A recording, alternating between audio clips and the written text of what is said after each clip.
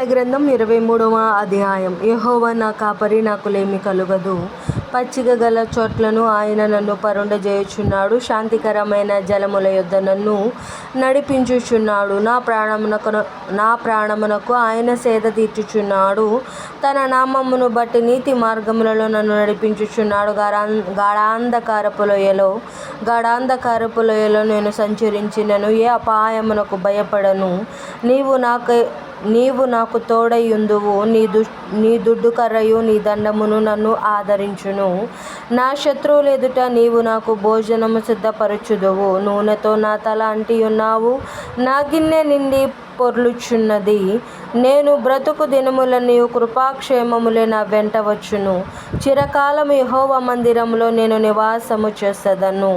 కీర్తనల గ్రంథం 24వ అధ్యాయం. భూమియు దాని సంపూర్ణతయు లోకమును దాని నివాసులును యెహోవావే.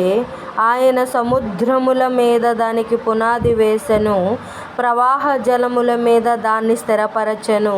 యెహోవా పర్వతమునకు ఎక్కదగిన వాడెవడు? ఆయన పరిశుద్ధ స్థలములో నిలువదగిన వాడెవడు?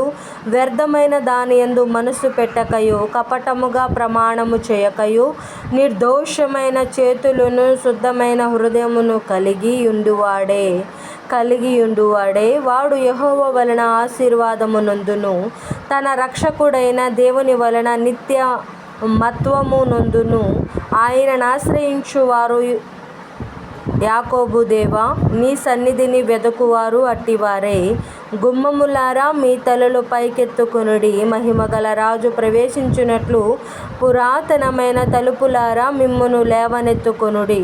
మహిమగల ఈ రాజు ఎవడు? బలశౌర్యము గల యెహోవా, యుద్ధశూరుడైన యెహోవా. గుమ్మములారా, మీ తలలు పైకెత్తుకొనుడి. పురాతనమైన తలుపులారా, మహిమగల రాజు ప్రవేశించున్నట్లు మిమ్మును లేవనెత్తుకొనుడి. మహిమగల ఈ రాజు ఎవడు? సైన్యములకు అధిపతియగు యెహోవాయే. ఆయనే ఈ మహిమగల రాజు. దేవుడి పరిశుద్ధ వాక్యం మన వినికిడందు భద్రపరిచి దీవించునుగాక. ఆమేన్.